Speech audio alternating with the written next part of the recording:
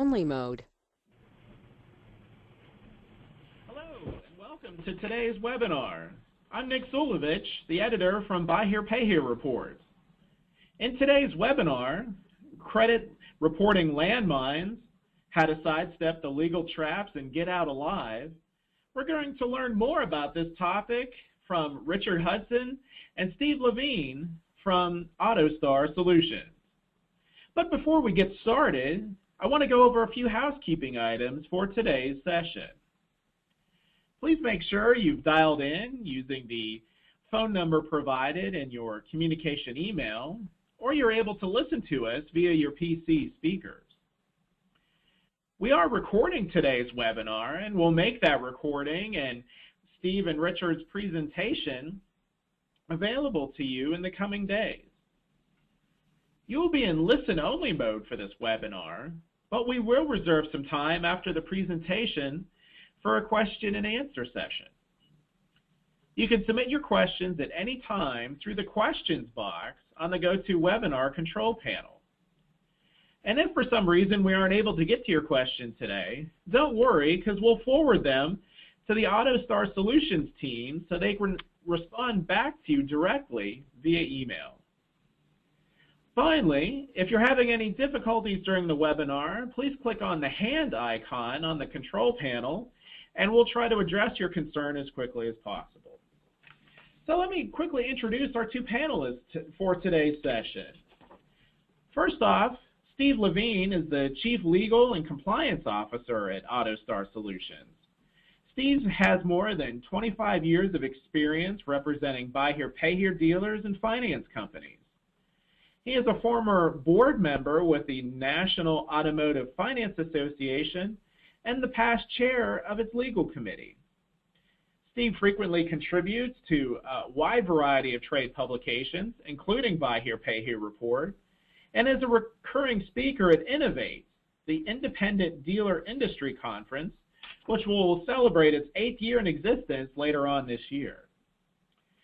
And Richard Hudson is the Director of Customer Success at AutoStar Solutions, leading one of the best support teams in the industry. He is an expert on credit reporting for Buy Here, Pay Here dealers, and frequently shares his knowledge through training and other workshops, including Innovate. So let's get to it, those credit reporting landmines and how to sidestep the legal traps and get out alive. Richard, Steve, turn it over to you.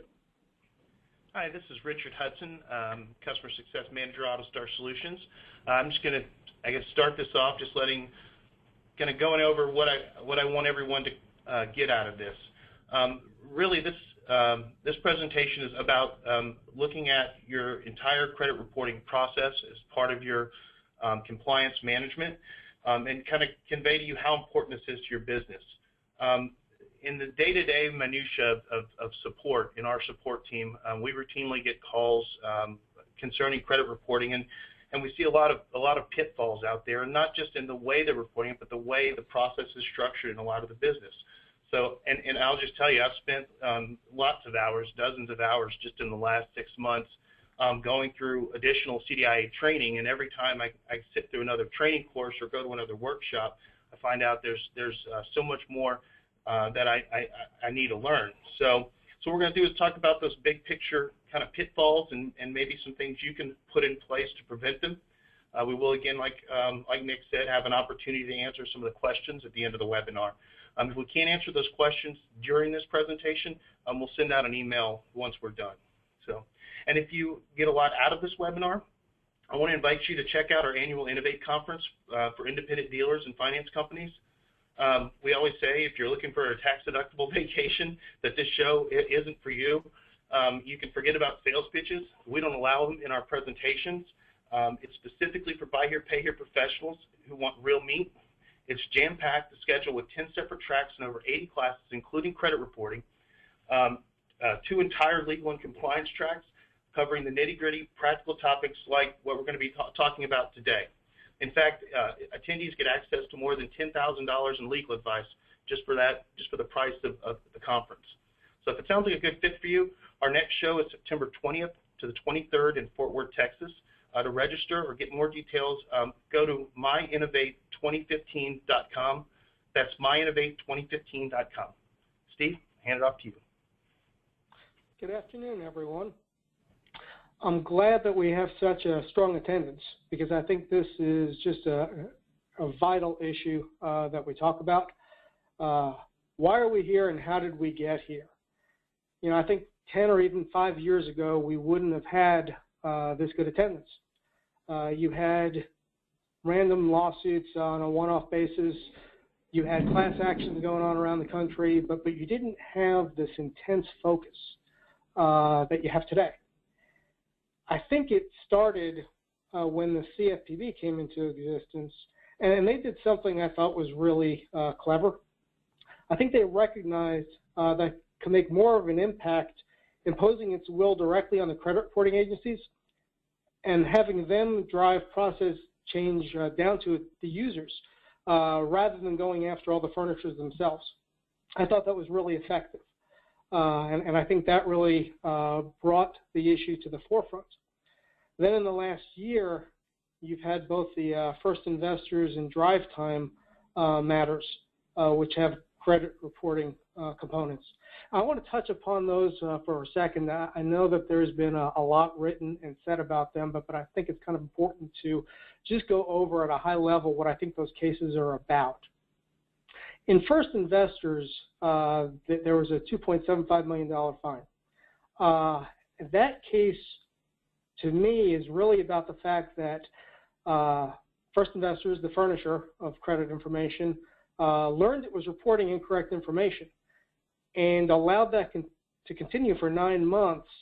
And it was, I think it affected over 10,000 customers.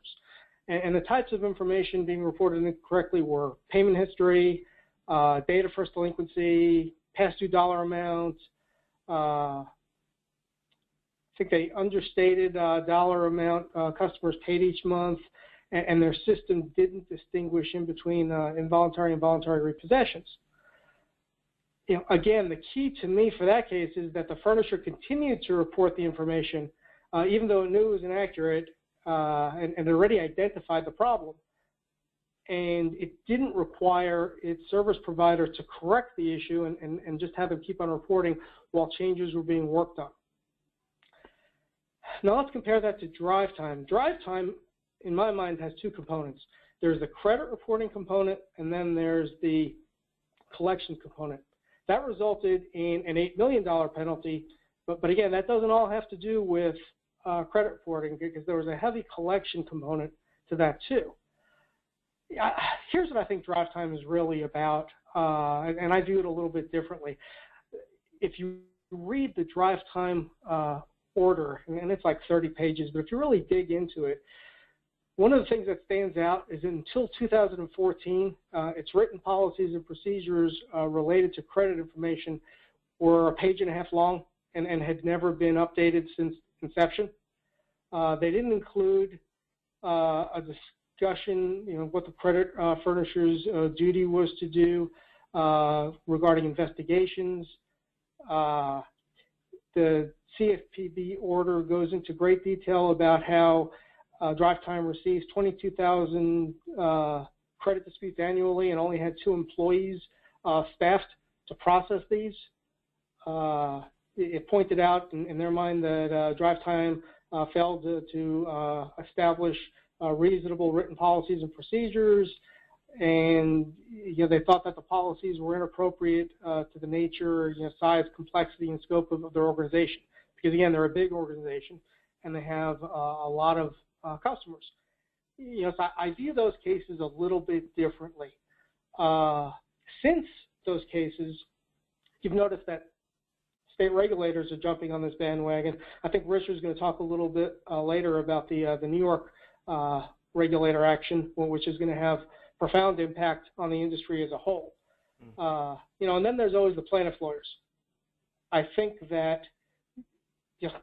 it used to be that plaintiff's lawyers would bring single actions, they'd bring class actions. It was kind of a cottage industry. You had specialists and that was it. I think now the CFPB has given the plaintiff's bar as a whole a playbook on how to bring these cases and what to look for and what the industry best practices should be. So I think you have a lot more lawyers trolling for cases than we're used to seeing. With that as a background, today we want to cover a couple of things. We want to talk about how you should build your credit reporting function in-house, the step you should take to make it robust. We want to talk about how to manage your third-party vendors because it's been made very clear that the industry can't outsource its bad behaviors and hide behind its vendors. We're going to talk about some common mistakes that are made when responding to disputes, and we're going to talk about the overlooked factors in developing audit, dispute, and escalation process. Really, all of this, it's all about risk mitigation, how to manage your risk in this area of business. So let me first address how to build a culture of credit reporting. I think the thing that the industry, that the owners of businesses, whether they're small dealers or large finance companies, I think what needs to be understood is that ownership needs to understand its obligations to consumers. And my personal experience is that a lot of folks don't. Let's face it, this function doesn't generate money, it doesn't generate income, and it's costly and can be labor intensive. So people just want to overlook it, and the message is clear that it can no longer be overlooked. I think the biggest mistake overall we as an industry make is how we staff this function. I've seen dealerships of pretty good size that they basically, put a hat on somebody one day and say, hey, you're our credit reporting and our credit dispute expert. And, they deputize them, but they don't give them any training. They don't give them classes. That they don't let them go to seminars to really learn the right way to do things. Very dangerous.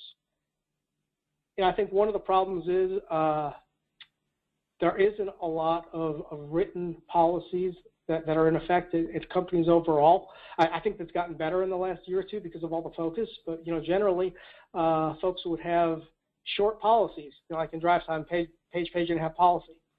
And this is a complex issue with a lot of moving parts. It requires more than that. And then the other key is, even if you have a policy, it's all about implementation. What are you going to do to implement that policy and make it effective so that all your people know about it? They're all trained. They all know how to respond. Because the CFPB has made clear they want you to have a policy. They want you to show that it's been implemented. They want you to demonstrate that it's not just a book sitting on a shelf, that you're actually using it in your day-to-day operations. I think one of the big things that companies could do is look at your particular business and identify the scenarios that occur and come up with the best ways to respond. What I mean by that is look at your portfolio, look at your performance, dig deeper. What kind of issues do you face? What kind of complaints do consumers dispute in this area? And learn how to deal with those processes rather than just hoping you're doing it right. I think that training and testing are huge. I think that training should take place. Anybody in this function, and not even just the folks in the function, but any managers, any people responsible for running the company, I think training should take place probably twice a year to keep up to date on the latest developments. And I think everybody that is trained should have to take some sort of test, and those results should be captured and put in personnel files. And employees should also have to sign a letter to the effect that they received this training and put that in the personnel file. Why do all that? Why create all that paperwork? It's because you want to show that you're a good corporate citizen, that if you do something wrong, it's an inadvertent error. It's not because you weren't well-intentioned. I think all of those are really good steps, and I always say, self-audits, yes, they're a hassle. They cost money, they take time, but it's a whole lot better than a lawsuit. It's a whole lot cheaper to audit yourself and test yourself for weaknesses than wait for a plaintiff's lawyer to do it for you. I want to also touch upon third-party vendors, because this has been a focus of the CFPB. And I think the general message is that you can't outsource your liability. The industry, I think, for years was under the impression that, well, if it's complicated, we can throw it over the fence and give it to a vendor, and then it's their problem, not ours. And the CFPB has made clear that you can't do that anymore. you as a creditor, as a furnisher, you're responsible for your actions and potentially the actions of your vendors.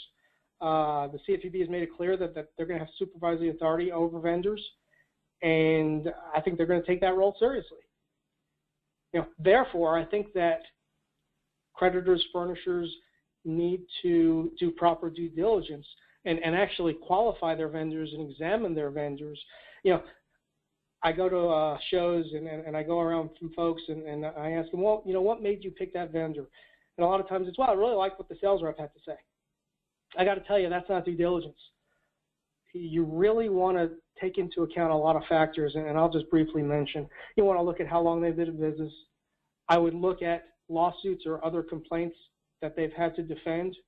I'd look at their record in those things. I'd want to know who manages the business, what's their experience, look at their resumes, look at other stops they've been along the way and how they fared. Want to know about their hiring process. How do they hire the people that are going to be working on your matters? It's an important function. What kind of training do they do with those people? Look at their training and their policies and procedures and match them with yours and make sure that it's not only comprehensive, but it also dovetails nicely with your own, and that everybody's on the same page in terms of how they take this seriously and make sure it's a fit. I think that when entering into contracts with your vendors in this area, it's important to protect yourself. I think you need to have good indemnification language, and if you go to lawyers that are skilled in these kind of contracts, I think you're going to get some more favorable language than the stuff that is generally found in the contents of these contracts from the vendors. And I think that you need to look at their insurance and possibly bonding and make sure that if something does happen, that you have coverage and that you're not going to be alone facing the bad guys. And I think it's really important that people need to learn how to audit vendors. I always get up at our Innovate conference and I challenge the audience. Come see us, talk to us, audit us, ask questions, learn how it is we do what we do. I think it's really important that we take this aggressive approach. We've started to see it with repossession companies, and there's been a lot of action in that area. I don't think there's as much in the credit warning area, and quite frankly, I think there should be, because I think that there is a lot of risk out there, and if you want to manage the risk properly, you're going to do those things. Now I want to hand it off to Richard, and he's going to talk about some of the more intricate issues. Thanks, everybody. Thanks, Steve. I think we had a poll here. Nick?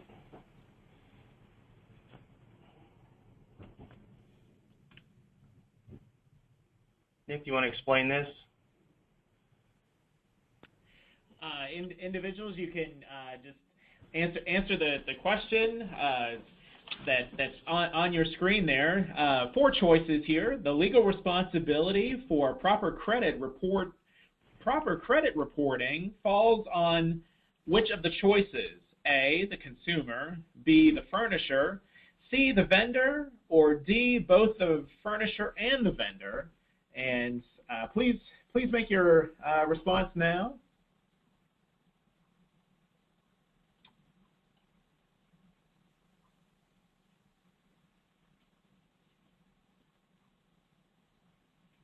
And the results should be on the screen.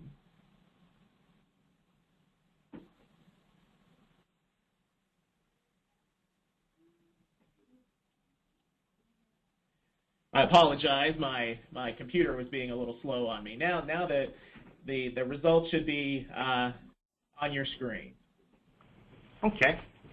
Okay, and that poll's kind of telling, and I know Steve may have something to say to this, but this kind of segues into the next section that over and over, and in the credit reporting resource guide specifically, the responsibility is going to fall on the furnisher. Now, of course, the vendor, as your vendor, has responsibilities to you, but from the aspect of credit reporting and where ultimately it's in a CFPB issue, the responsibility would lie with the furnisher. Steve, anything to add to that? Yeah, I think that's right. I think a lot of furnishers are under the false sense that if there's a problem, it's the vendor's problem. Well, the way the regulators look at it, it is the furnisher's problem.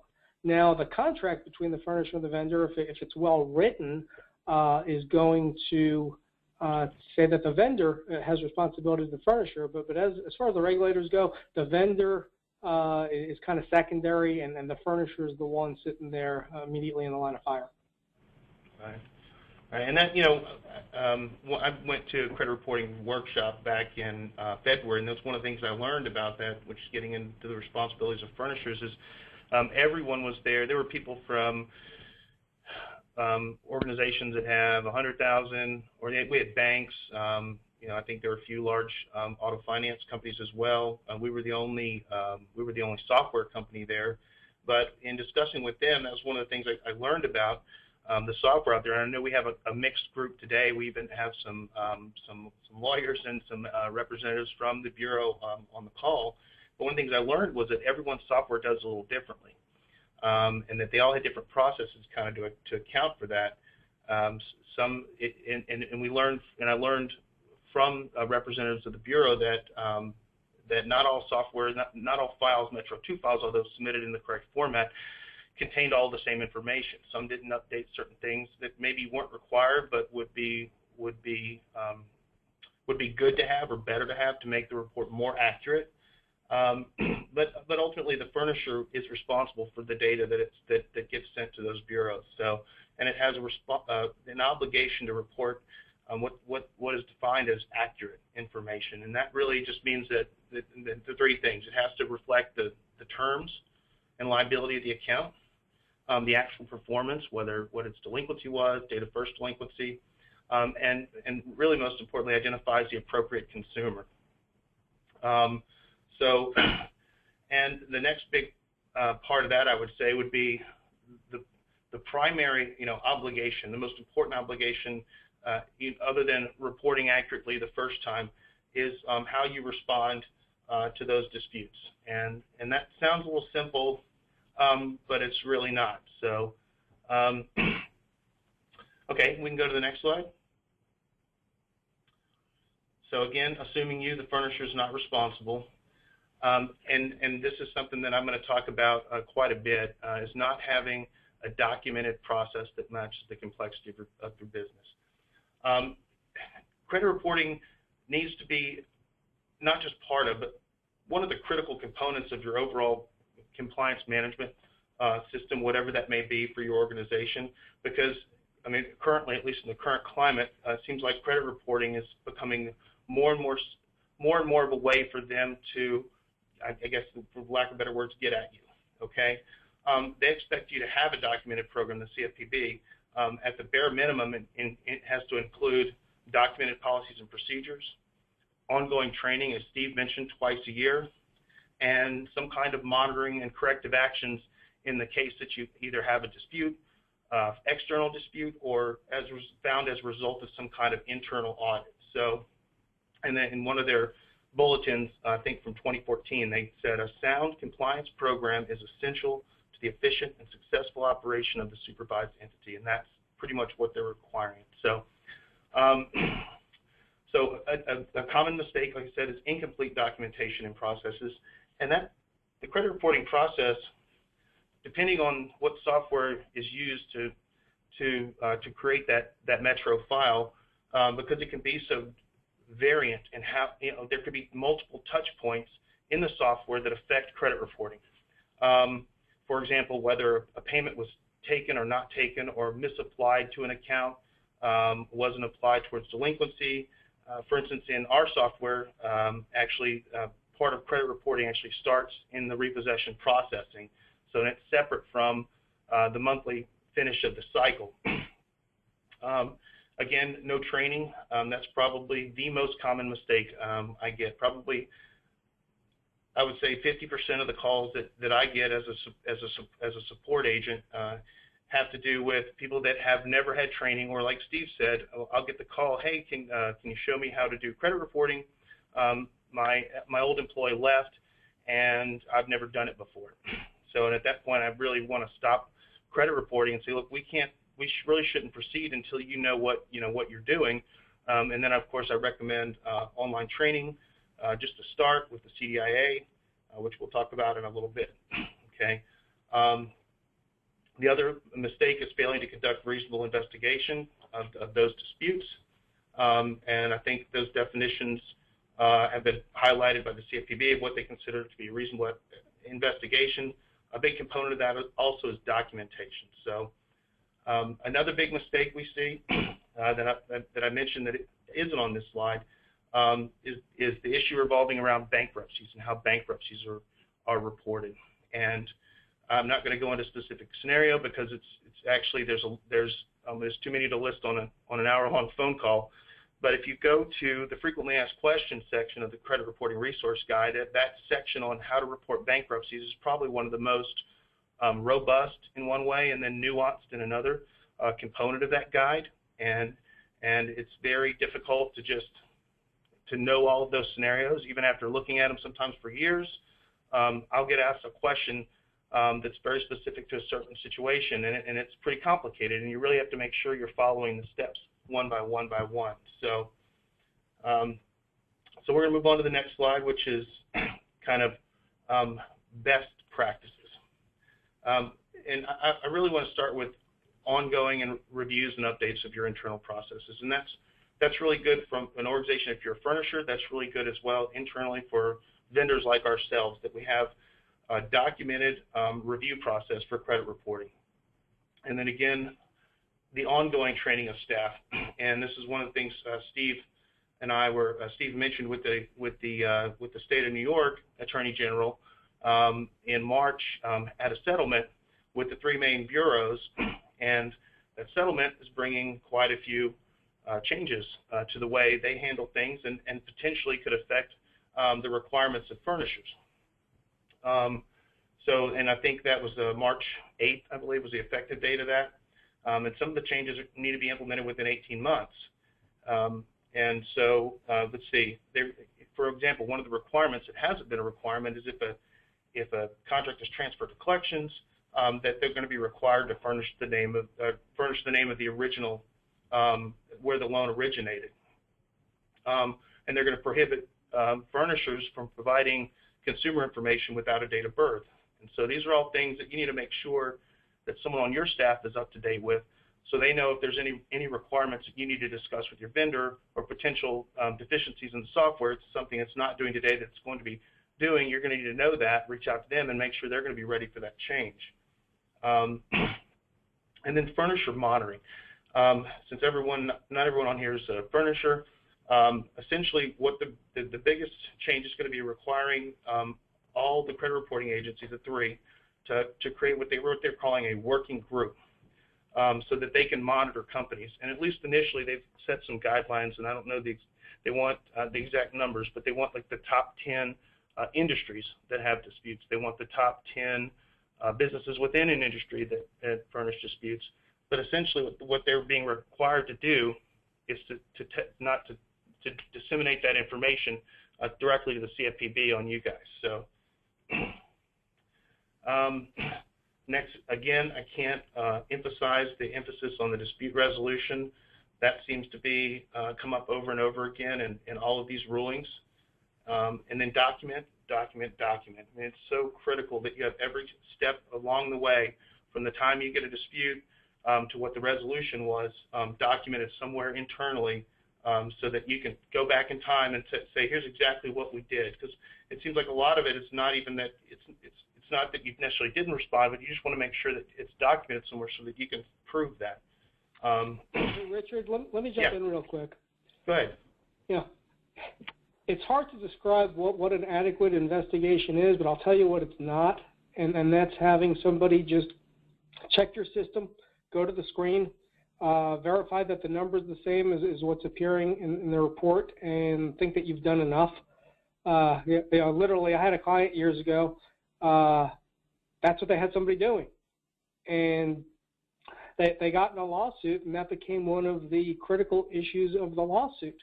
That's a good start, but that really isn't an adequate investigation. You need to go deeper.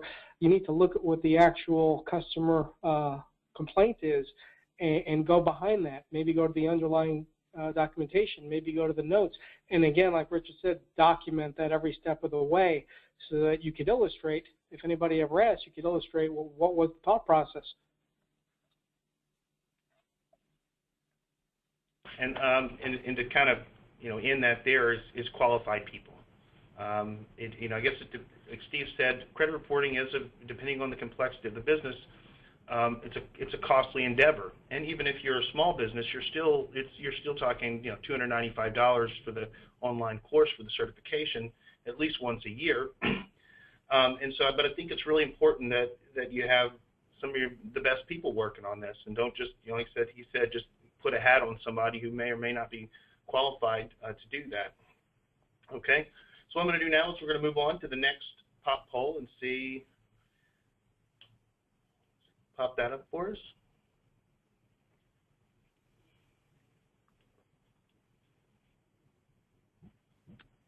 And again, the poll is on your screen. A multiple choice question again.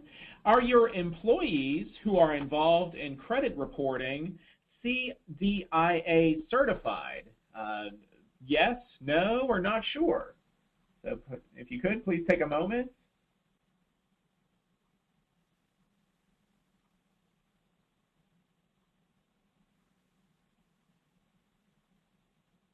And we thank you very much for your participation here. We'll now close the poll and share the results.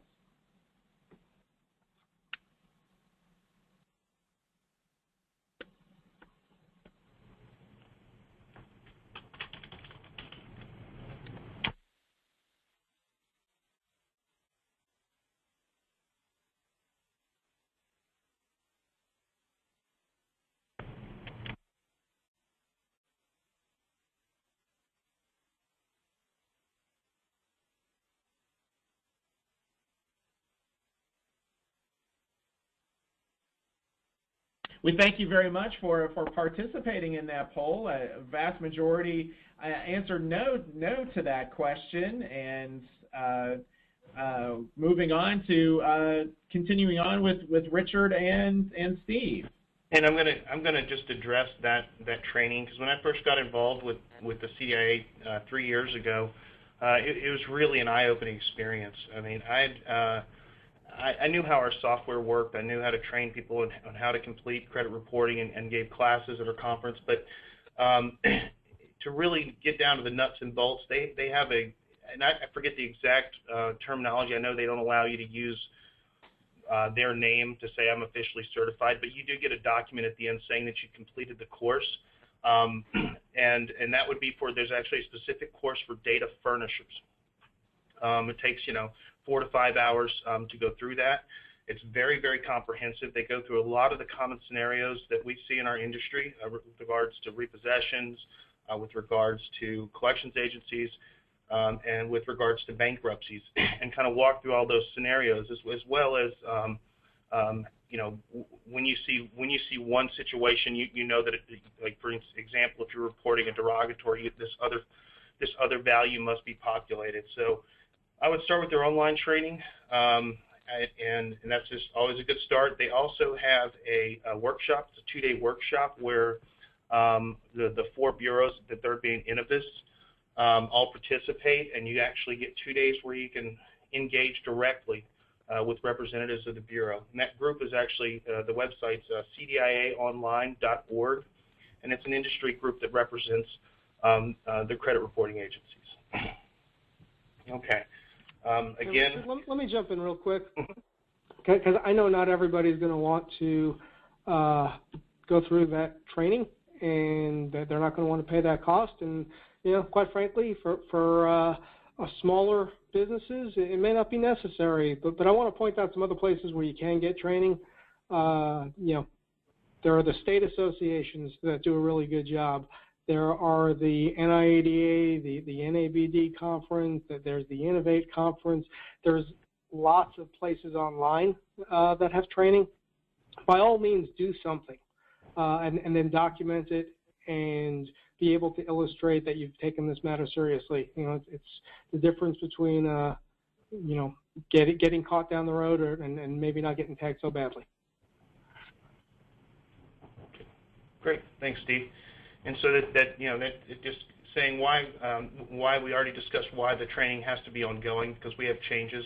Another change that comes to mind was a change, I believe, regarding to what values you could add to the past due amount.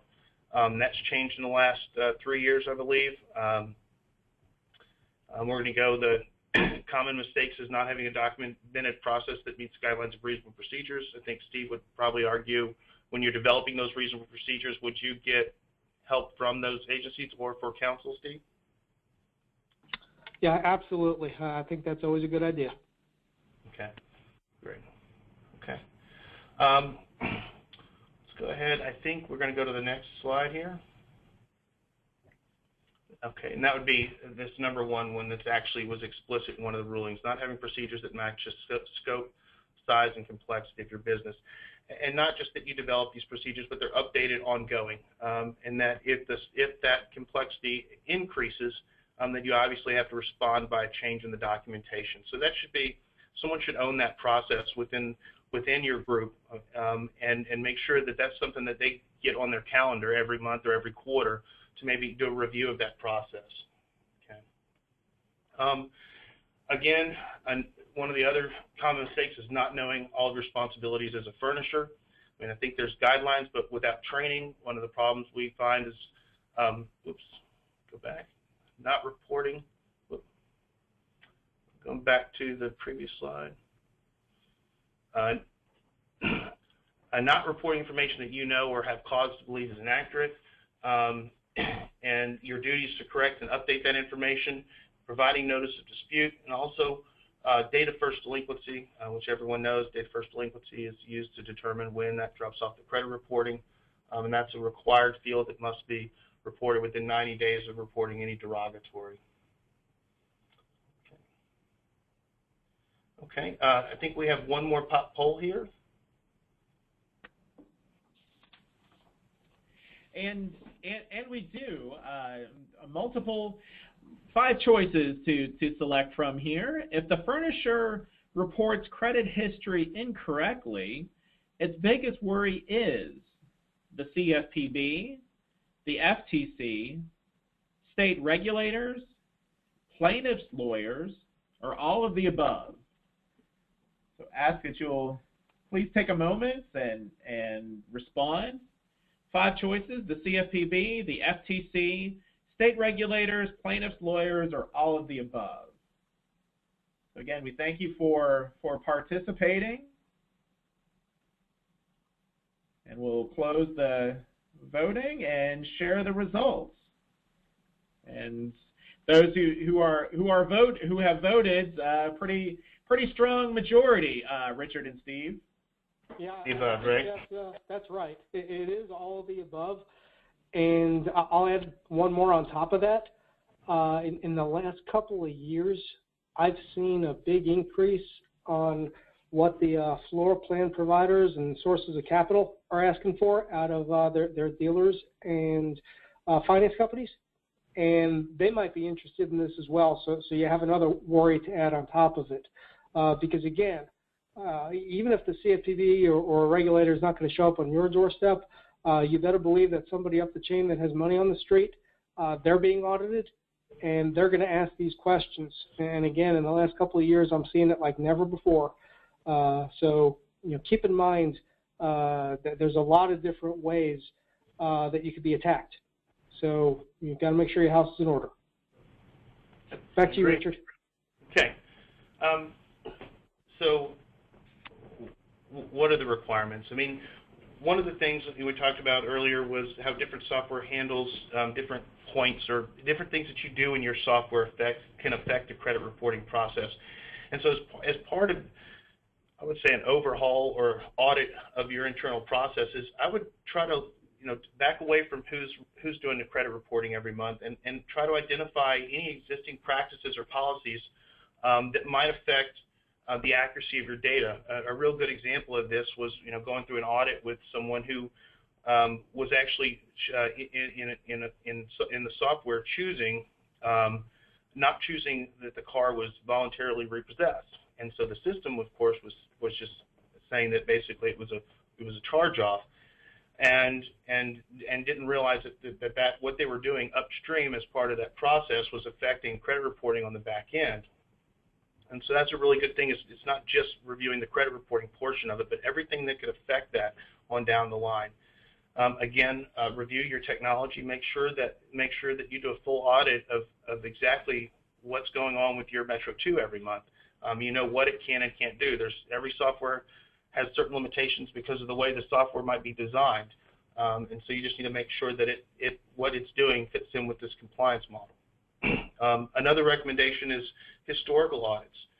Historical audits, not necessarily, especially if you're starting a new audit process, it might be a good idea to go back and sort of do some self-policing and make sure that something that you were doing, like in the case of that particular business that I was speaking of earlier, that something that they were doing in the past was affecting what was currently being reported. And also maintaining records long enough to substantiate the accuracy of anything you've reported. That would be, of course, payment history. One thing we see kind of in the smaller independent spaces, businesses going through conversion, switching softwares, and sometimes not all of the data gets through. Sometimes some of the historical data is not brought into the new software. And so when you're making changes in software, in addition to making sure that the new provider can take your Metro 2 and seed that history over into the new software, you also have to make sure that you're going to get all the information you're going to need 5 years from now, potentially, to substantiate what you reported on someone back then. So we'll move on to the next slide and kind of just some general overviews of things you might want to think about include in your audit process, in your documented process. Annual bureau audits is a really good idea, as well as quarterly, and that's internal and external.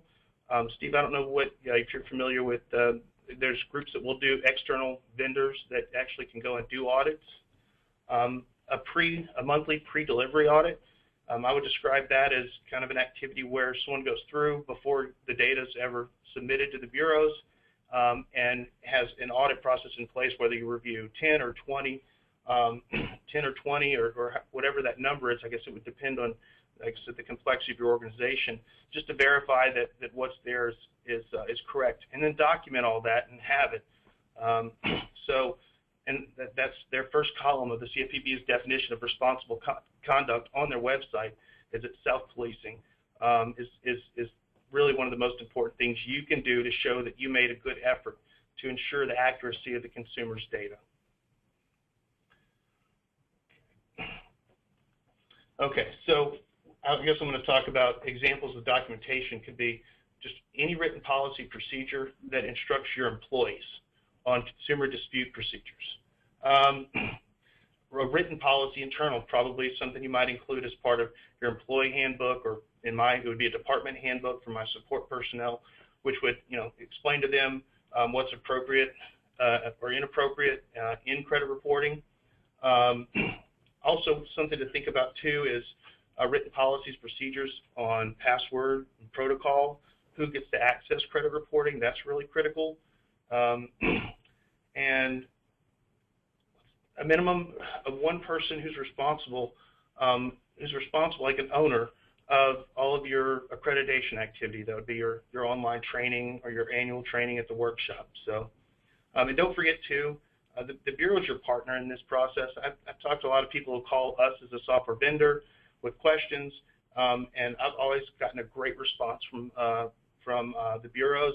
I have a few reps that I touch base with regularly, and they're always really, really helpful if there's any question about what you're doing. So, and I think a few of them also provide additional services, including more thorough audits, where I guess it's an additional fee, but they'll help you with that. So, okay. So the next slide, I believe. Oh, go back one. Right. So we're going to talk about a system to maintain information regarding disputes, and that comes from a quote from one of the rulings, including supporting documents. It needs to be important that that's kept somewhere, whether that be electronic or physical.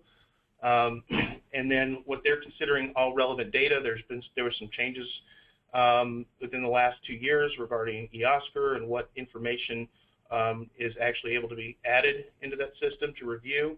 I know that that's one of the big sticking points, is that you can't just look at the information, just the number that's been reported, and go from there. You actually, what they want you to do is have a thorough investigation, show that you pulled up the customer's ledger, so that you pulled any documents related to repossession processing, and that those were actually reviewed.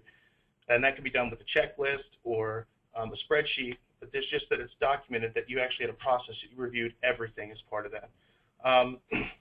Update misreported information. One of the things that I heard about at that workshop from other finance companies was that sometimes avoid eOscar, but the origination software, whatever that, was not updated, and so the dispute would come back. So make sure whatever you have a process in place where you might go make the change in eOscar, but that it also is documented that it was made in the origination software. And don't just delete misreported trade lines. That's been an issue lately, where if you get a dispute, you're not allowed to just go and delete that trade line. You actually have to go and correct it. And then again, reporting in a timely fashion. I've run into a situation a few times in the last year where whoever was responsible for reporting either left the organization or got another position, and credit reporting did not go out, and it affected their future ability to report because they went past a certain time limit. And it's also good, it's actually best practice just for to be able to have the most accurate information for the consumer. Okay. All right, Steve.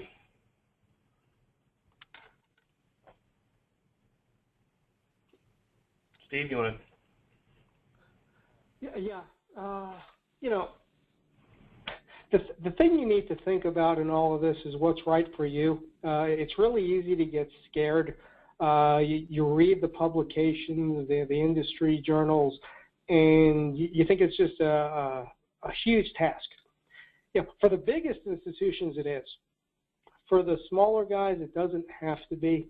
You really need to look at, again, it's the scope and complexity of your business and put the right measures around it. Yeah. As far as is credit reporting right for you, it used to be, 20 years ago when I was representing a lot of buy here, pay here dealers, everybody reported on repossessions and delinquency, and they kind of just did what they wanted to do. That was it. And, they kind of violated a lot of the rules set up by the credit reporting agencies.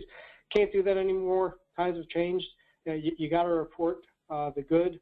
You got to report the bad. You got to report everything.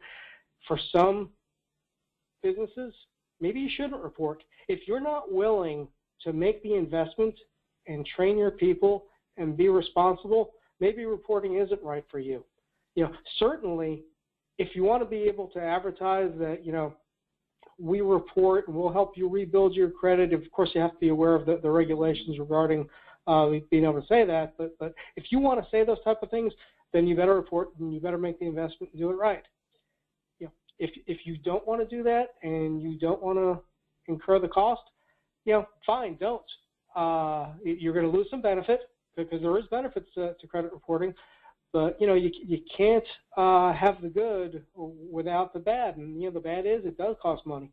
And you have to be cognizant. And I've had a lot of clients over the years that look to dump it off on a low-level person in their organization, and they never wanted to hear about it. That's a really bad way to do business. Are you willing to bet your business on, a low-level person that may not be with you 6 months from now?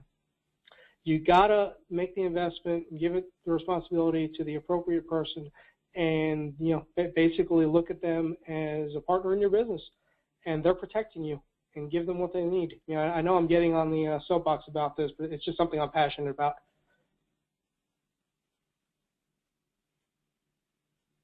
All right, thanks, Steve. All right, I'm going to go ahead and kind of wrap this up now. We're getting close to end of this, and I'd like to give some people an opportunity to ask some questions. So I just want to end with just letting you know Here at AutoStar, if you can't tell with all the education we're doing, we really have a passion for educating the industry. In addition to what we offer, we really dedicate a tremendous amount of time to industry training. So we'd like you to do us a favor and look at our annual industry conference, Innovate. We're going to have in-depth training for every title at your dealership, regardless of their role, from the sales manager to the collector, including 80 classes in 10 separate tracks. So, and remember, I said sales pitches are banned from our classroom. So everything there you're going to get is industry knowledge. Each session's over an hour long, which is twice the length of most conferences. And I don't think you're going to find the breadth and depth of training at any other trade show out there. So like I said, our next event's at the 20th and 23rd of September. It's going to be right here in Fort Worth. We've got a big lineup planned, including Tom Hudson of Hudson Cook, Cindy Leeds of the FTC's Southeastern region, and Ken Shilshin of NABD. So we're now in our 8th year. Each conference is bigger and better than the last, and this year's not going to be any different. You can view the entire schedule and register online at myinnovate2015.com. That's myinnovate2015.com. Thank you, everybody. And excellent information there from Richard Hudson and Steve Levine of AutoStar Solutions. And definitely want to remind everyone that we are recording today's session, and we'll make the recording and the presentation available to you as soon as possible. Watch your inbox for an email message containing a link to those materials, and we'll get that to you as quickly as possible.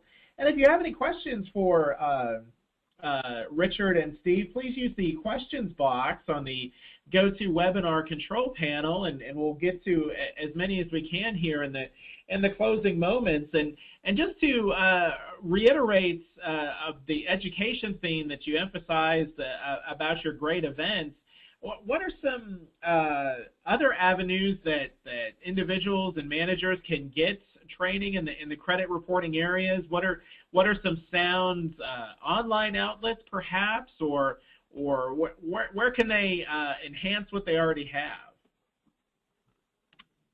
You know, one thing I think that everybody should do is become familiar with the CFPB website and the FTC website. Those are easy and they're free, and there's a lot of good content in there. If you go read a lot of the complaint database in the CFPB website, you're going to get some really good information about what the hot button issues are for consumers and what is making its way down the path. So I think that's really that's basic and that's quick and easy. And I would throw in there, in addition to the CDIA, which is the industry organization that represents the bureaus themselves, their websites are a treasure trove of information and updates, and then I would also reach out to your particular bureau contact and ask them if they have any other recommendations. But they've always been very, very resourceful for me in the past. Excellent. And you referenced that the regulators' information. Another question that's come in is, where can an individual find the order associated with the drive time case? What's the best way to find those documents so that dealership can use it as a reference point? If you just go to Google and just Google drive time CFPB consent order or First Investor CFPB consent order, it'll pull up right away. And I encourage, if you haven't read those, I know they're a little lengthy. I know there's a lot of legal mumbo jumbo, but if you get to the meat of it, you'll learn a lot about what's expected of the industry. Excellent. Thank you, Steve. And several questions are coming in now, and another dealer is wondering, what can we provide when we get a letter demanding to, quote, validate the account information? Where is the line between compliance and releasing private information to an unknown person? Sounds like a question that might fall under the best practices category. How might that particular dealership handle that scenario? Richard, you want to take that, or you want me to? Take that, Steve. I'd have to know more about the specific situation, but. Yeah, I think one thing, you talk about validating the identity. If a customer is writing in, make sure they're giving their account number and all their pertinent information. Certainly, you shouldn't be releasing anything unless that's there. Assuming that they do prove who they are, it really depends on what they're saying. I've seen a lot of disputes. Sometimes they're really hard to figure out what they're asking for. If it's pretty clear what they're asking for, then go back through the history and do your best to dig into what they want. Complicating factor is so much paper is sold these days. A lot of times the records just aren't there if it's something that happened when somebody else held the account. Very good. Very good. And I a lot of. Go ahead, Richard. I'm sorry. Oh, no, that's okay. I just wanted to address a few of the questions. I think I've seen a few that are specific to AutoStar software and maybe even how to handle some things. And so if you'll want to send those to our support email, your specific question, and I'll be happy to take those questions myself offline. Excellent, Richard. Thank you for making that service available. Again, circling back to, it was associated with one of our poll questions earlier. Just to recap, what is it to become CDIA certified? What is that process like, and how critical of a role can it play in a dealership? I think, in my opinion, after having taught this software and credit reporting specifically for 6.5 years now, that is probably the most important thing that I've done to educate myself on how myself and how my customers should be reporting credit. The process is pretty simple. You'll sign on for an online class. The lady's name there is Anita Popwell, and she's extremely helpful. And you'll get a link to the class. I think there's about 215 or 220 sections, each one about 1.5 minutes long or 3 minutes long. At which point it'll divide it up into 10 or 20 sections, and you'll get a quiz. And so you'll have to answer those questions correctly before you can continue to the next section. It is something that, a lot of times as managers, as employees, we get so busy doing what we're doing, we don't take the time to invest in training. And I literally said, this is when I'm going to do this, and I put it in my calendar, and I shut the door, and that's what I did. And this last year, so no distractions, and I think it's mission critical. But once you get to the end, you'll get some kind of certification thing. But you can actually, but it's something you can get from them. You can log into their website anytime, and it'll tell you all the classes that you completed successfully. They have like a roster of everything you've taken. So just more documentation to put in your pocket to say, look, we're making every effort to ensure that we're reporting correctly on to our consumers. Which aside from the CFPB and all these other things, ultimately it boils down to us having a responsibility to our customers to make sure that they're getting reported correctly, and that's really one of the most critical things I think we can do to get there. Very good, Richard. Thank you for the anecdotal experiences that sharing with that program. Very much appreciated. And another acronym associated question, gentlemen, is questioners asking, are we required to use eOscar as part of our credit reporting responsibilities? For either of you, what are some best recommendations regarding that part of the pod? In my experience, I've come across businesses that I've dealt with from a support perspective that did not use eOscar. I think that was set up to expedite, essentially by the Bureau, set up to expedite the dispute process. It benefits both the business and the consumer. It streamlines the process. In addition, you're doing everything and you're handling everything through a system where events get logged. And again, if there was ever in question about whether or not you sent off a response, you would have documentation in the system showing that you did. Excellent, excellent. Well, we've come to the top of the hour here of our session, credit reporting landmines, how you can sidestep the legal traps and get out alive. Closing points each of you would like to offer. Steve, let's begin with you, and Richard, if you'd like to have the last word. What type of final point of emphasis you'd like to leave with our gathering here about credit reporting and best practices and how they can sharpen their protocols and departments? Steve, let's begin with you, and then Richard, close us out. I'll make mine quick. Hope is not a strategy. Be proactive. Get out there and do something, whether it's online research, whether it's registering for classes.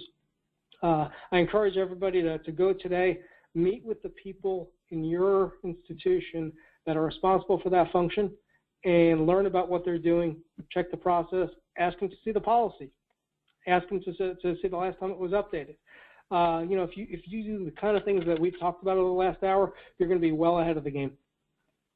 Thanks, everybody. Thanks, Steve. And I would just add to that. I mean, there's the two components: having a global documented process, and a process that actually is owned by one or more individuals and that gets executed. And that would be my first tier. The second one would be training, training, training. So you don't know what you don't know. Now those would be my two recommendations. And like Steve said, if you just follow those, you're well ahead of the curve, because those seem to be the reasons everyone's getting in trouble. So.